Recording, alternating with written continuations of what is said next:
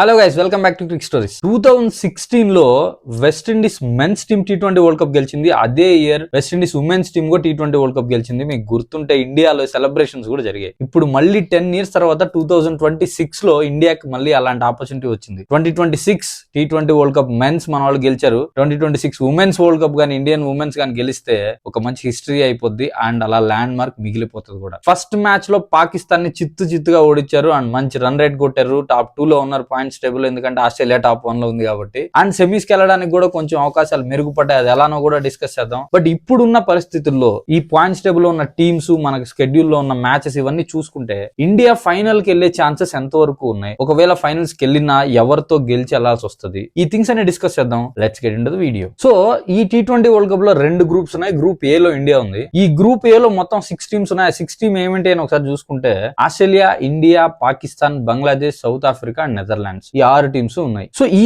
6 teams లో Australia, India, south Africa కొంచెం strong teams. మిగతా వాటితో కంపేర్ చేసుకుంటే స్ట్రాంగ్ టీమ్స్. సెమీస్ కి వెళ్లే ఛాన్సెస్ ఈ మూడిట్లో రెండింటికే ఉన్నాయనేది నా ఒపీనియన్. ఆస్ట్రేలియాకి 50% ఛాన్స్ ఇచ్చేయాలి, ఎందుకంటే ఇండియానైనా, సౌత్ ఆఫ్రికానైనా, పాకిస్తాన్ అయినా ఈజీగా ఓడిచ్చేస్తుంది కాబట్టి ఆస్ట్రేలియా 50% సెమీఫైనల్ కి వెళ్ళిపోయినట్టే. And South Africa already match ఆడింది, ఒక భారీ విజయం అయితే సౌత్ ఆఫ్రికా మీద కూడా. సో పాయింట్స్ టేబుల్ లో ప్లస్ 3.2 సంథింగ్ రన్ రేట్ తో టాప్ ప్లేస్ లో ఉంది. అండ్ ఇండియా పాకిస్తాన్ మీద కూడా ఒక మంచి విజయం తీసుకునింది అండ్ ప్లస్ 3 ఏమో ఉంది run rate, approximately second place లో ఉంది. సో ఈ గ్రూప్ లో ఇండియాకి మిగిలిన ఒకే ఒక crucial match India versus south Africa. India south Africa మీద కానీ గెలవగలిగితే, పెద్ద మార్జిన్ అవసరం లేదు, ఒక సింపుల్ మార్జిన్ తో గెలిచినా కూడా మిగతా నెదర్లాండ్స్ గానీ బంగ్లాదేశ్ మీద కానీ రెండు గెలిచి ఆస్ట్రేలియా మీద ఓడిపోయినా కూడా ఈజీగా సెమీస్ కి వెళ్ళొచ్చు. ఎందుకంటే అప్పుడు సౌత్ ఆఫ్రికా ఆస్ట్రేలియా మీద ఓడిపోయింది అండ్ ఇండియా మీద కూడా ఓడిపోతే సౌత్ ఆఫ్రికా 2 ఓడిపోయినట్టయితే ఇప్పుడు ఇండియా ఒకవేళ సౌత్ ఆఫ్రికా మీద గెలిచి ఆస్ట్రేలియా మీద ఓడిపోతే ఒకటే ఓడిపోయి ఉంటది కాబట్టి ఇండియా ఈజీగా ఆస్ట్రేలియాతో పాటు సెమీఫైనల్స్ కి వెళ్తుంది అండ్ సెకండ్ ప్లేస్ లో వెళ్తుంది. అండ్ ఒకసారి గ్రూప్ బి చూసుకుంటే గ్రూప్ బి లో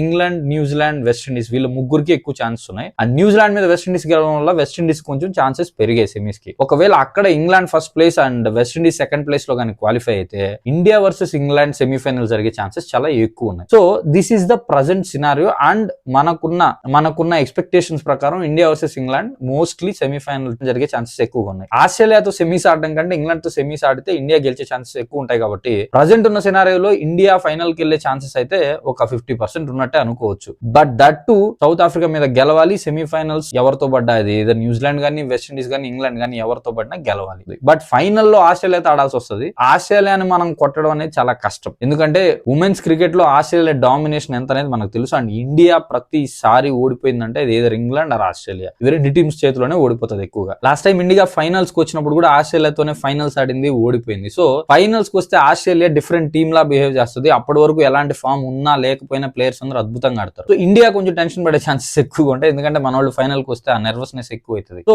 ఇండియా ఆస్ట్రేలియా ఫైనల్స్ అంటే 70% ఛాన్సెస్ ఆస్ట్రేలియాకి మ్యాచ్ కి ముందే ఉంటాయి గెలిచేందుకు. సో బట్ 2025 వరల్డ్ కప్ గెలిచిన తర్వాత ఆ సెమీఫైనల్స్ లో హైయెస్ట్ టార్గెట్ చేజ్ చేసి ఆస్ట్రేలియాని ఎలిమినేట్ చేసిన తర్వాత ఇండియా కాన్ఫిడెన్స్ పెరిగింది. ప్రస్తుతం ఇండియన్ ఉమెన్స్ చాలా కాన్ఫిడెంట్ గా ఉన్నారు. T20 కప్ కొట్టగలమనే ఒక కాన్ఫిడెన్స్ తోనే అడుగు పెట్టారు ఈ వరల్డ్ కప్ లో. సో ఆ కాన్ఫిడెన్స్ కొంచెం బూస్ట్ అయితే ఫైనల్లో ఎవరున్నా సరే గెలిచే ఛాన్సెస్ మనకి ఈక్వల్ గా ఉండే ఛాన్సెస్ ఉన్నాయి. సో ఇప్పుడు ఇండియా చేయాల్సింది ఏంటంటే ఆ కాన్ఫిడెన్స్ తీసుకెళ్తూ లీగ్ మ్యాచ్ లో కనుక ఆస్ట్రేలియా మీద గెలిచినా లేదా ఒక స్ట్రాంగ్ కాంపిటీషన్ ఇచ్చినా ఖచ్చితంగా ఆస్ట్రేలియా ఆలోచిస్తుంది అండ్ ఆస్ట్రేలియా కూడా ప్రెషర్ ఉండే అవకాశం ఉంది. 2025 వరల్డ్ కప్ ఓడిపోయింది, దానికి ముందు 2024 T20 వరల్డ్ కప్ ఓడిపోయింది. సో ఆస్ట్రేలియా ప్రూవ్ చేసుకోవాల్సిన టైం కూడా ఇది. సో ఆస్ట్రేలియాకి ఆ ప్రెషర్ ఉంది, యాడెడ్ ప్రెషర్. ఫైనల్స్ కి ఆస్ట్రేలియా వచ్చినా ఇంతకు ముందున్నంత డామినెంట్ గా ఉండే ఛాన్సెస్ లేకపోతే ఇది ఇండియా కొంచెం ప్లస్ అయ్యే ఛాన్స్ ఉంది. సో ఇండియా ఇప్పుడు చేయాల్సిందల్లా గ్రూప్ స్టేజ్ లో మ్యాండేటరీ సౌత్ ఆఫ్రికా మీద గెలవాలి. సెమీఫైనల్స్ గెలవగలిగితే ఫైనల్స్ చాలా వరకు గెలిచే ఛాన్సెస్ ఉన్నాయి. అండ్ మన బౌలింగ్ కొంచెం కంపారిటివ్లీ వీక్ గానే ఉంది, ఎందుకంటే ఫాస్ట్ బౌలర్స్ క్రాంతి గౌడ్ గానీ, అరుంధతి రెడ్డి గానీ రన్స్ ఎక్కువ ఇస్తారు వికెట్లు తీసుకున్నప్పటికీ. And Renuka Thakur, Deepti Sharma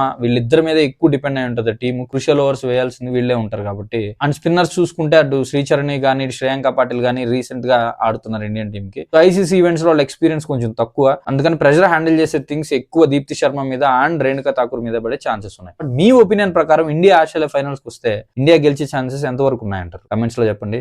that's it about this video. Thanks for watching my video. Please like, share and subscribe to Crick stories.